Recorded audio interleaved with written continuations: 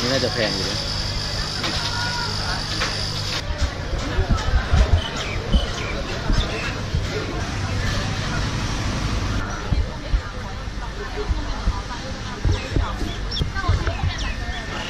ดูอย่างนั้น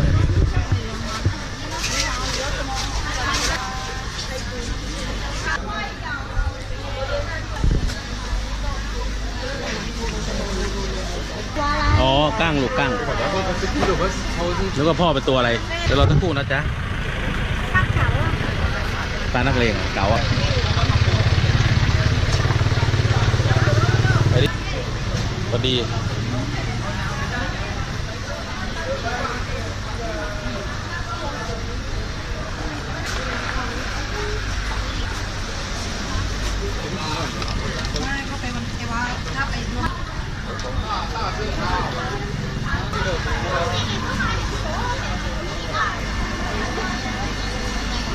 เนี่ยปู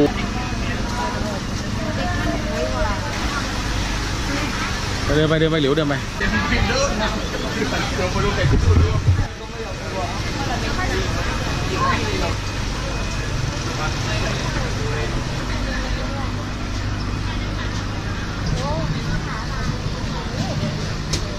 เนี่ยหอยแครงให้แม่อยากกินไหมฮะ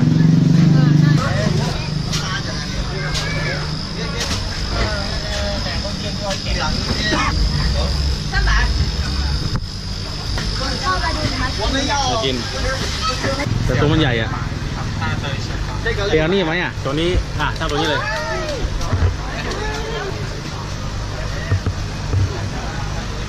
เท่าไหร่ตัวนั้นเป๋าหล่นทุกเปียกดูดาวที่นั่นอ่ะกิโลหนึ่งได้ประมาณ4รายการละเอานี่ตัวไหมอะเดงเอาอย่างละแกงเอาตัวไหนไซส์ไหนแม็กเอาหอยแกงไซส์ไหนเอาไหนเนี่ยในโลเดี๋ยวแล้วคนไทยชอบเผ็ดคนไทยส่วนมากจะชอบจริงเดี๋ยวนะเด็กน่าจะได้ระวังกล้ามเอาถ่ายเป็นลงเฟซบุ๊กนี่เดี๋ยวตัวใหญ่มากเลยอ่ะ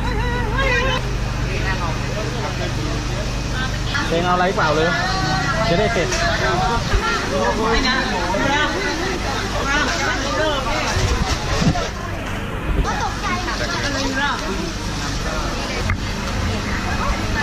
นี่กั้งเราเสือมาแล้วกันกี่บาทอะไรเงี้ยโต๊ะดีค่ะดูแล้วไม่ใช่เอากัน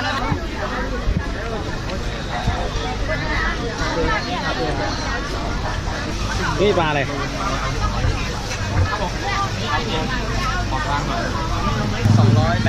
ถ้าเป็นอ่ะเป็นโลอะไรเงี้ยมันเลยเป็นแบบนะเอาปลาเก่าตัวนึงนะปลาเก่าไอ้ที่เก่าดำเท่ากันเหรอ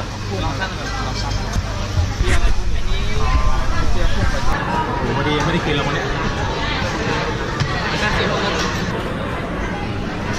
ร้านนี้นะพ่ออันนี้เป็นอะไรนะเรียกว่าอะไรนะนี่ก็ลบหวานสุกแต่ว่าหนูต้องกินอันนั้นใส่เลยโอเคถ้าเป็นแบบนี้อันนี้คือใส่มันดิบได้ไหมล่ะกินได้หมดตะเกียบไหมจะมีดิเนี่ยกินละเปล่าได้อร่อยหนูกินได้หรอให้พ่อกินไหมน่ะเนี่ย